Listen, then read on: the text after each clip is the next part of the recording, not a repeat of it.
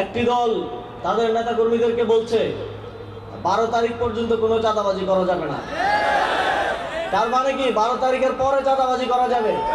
আমরা একটি ঐতিহাসিক দিনের খুব কাছাকাছি সময়ে দাঁড়িয়ে আছি। আজ থেকে ঠিক 4 দিন পর বাংলাদেশ একটি নতুন সময়ে প্রবেশ করবে। আমরা তো এটাও দেখছি, আপনাদের আসনেই আপনারা হয়তো দেখেছেন যে একটি দলের 3 জন প্রার্থী 4 জন প্রার্থী আপনাদের আসনে আছে না? তারা আলাদা আলাদা প্রার্থী কেন হচ্ছে? যাতে 12 ফেব্রুয়ারির পর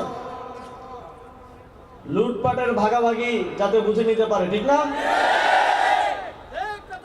অথচ আমাদের 11টি দলের 11 জন প্রার্থী থাকা সত্ত্বেও সবাই এত বড় ত্যাগ স্বীকার করে এত মহত্বের পরিচয় দিয়ে একসাথে হচ্ছে কেন? যেন 12 তারিখ আমরা একটি আধিপত্যবাদ বিরোধী বাংলাদেশ পাই, যেন 12 তারিখের পর আমরা একটি চাঁদাবাজি সন্ত্রাস মুক্ত সুন্দর নতুন বাংলাদেশ পাই। আমরা দেখছি একটি দল তাদের নেতা কর্মীদেরকে বলছে 12 তারিখ পর্যন্ত কোনো চাঁদাবাজি করা যাবে না। তার মানে কি 12 তারিখের পরে চাঁদাবাজি করা যাবে? সুতরাং বাংলাদেশের জনগণকে আমরা বলতে চাই, তারা ক্ষুধার্ত শকুনের মতো বসে আছে। 12 তারিখ যদি কোনোভাবে নির্বাচনটা দিতে আসতে পারে, 12 তারিখের পরে আপনারা আর শান্তি পাবেন না। তারা দাঁতে ধার দিয়ে বসে আছে 12 তারিখের পরে চাঁদাবাজি সন্ত্রাসী লুটপাটের স্বর্গরাজ্য হিসেবে গড়ে তুলবে বাংলাদেশকে। আমরা 11 দলীয় জোটের পক্ষ থেকে জানিয়েছি, আমরা নির্বাচিত হলে বিগত শাপলা চত্বর হত্যাকাণ্ড থেকে শুরু করে মোদি বিরোধী আন্দোলনের হত্যাকাণ্ড থেকে শুরু করে জুলাই গণঅভ্যুত্থানের হত্যাকাণ্ড এবং সর্বশেষ আমার আপনার ভাই শহীদ হাদি হত্যাকাণ্ডের বিচার আমরা নিশ্চিত করব।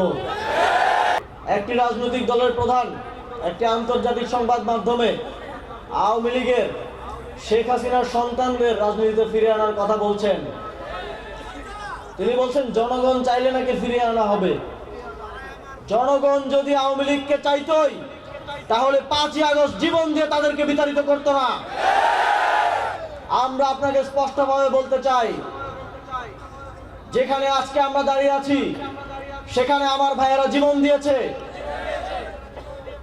একজন শহীদের পিতা এখানে আছেন, তার সন্তান জীবন দিয়েছে। আবারও শেখ হাসিনার সন্তানদের বাংলাদেশের রাজনীতিতে ফিরে আনার জন্য না। জিয়াউর রহমান, তাকে আমরা শ্রদ্ধা করি, কিন্তু তিনি একটাই ভুল করেছিলেন, তিনি শেখ হাসিনাকে বাংলাদেশের রাজনীতিতে ফিরিয়ে এনেছিলেন। তার ভুলের জন্য তার পরিবারও যদি ভুলে যায় তাদেরকে কি খেসারত দিতে হয়েছিল, বাংলাদেশের মানুষ কিন্তু ভুলে নাই। আমরা কোনোভাবেই আপনাদেরকে সেই সুযোগ করে দিব না যার মাধ্যমে বাংলাদেশের জনগণ আবারও দীর্ঘ অত্যাচার অন্যায় জুলুমের শিকার হবে। যদি এই ধরনের কোনো চেষ্টা করা হয়, 11 দলীয় জোট এবং বাংলাদেশের জনগণ আবারও রক্ত দিয়ে হলেও আওয়ামী লীগকে বাংলাদেশের রাজনীতিতে ফিরে আসতে দেবে না।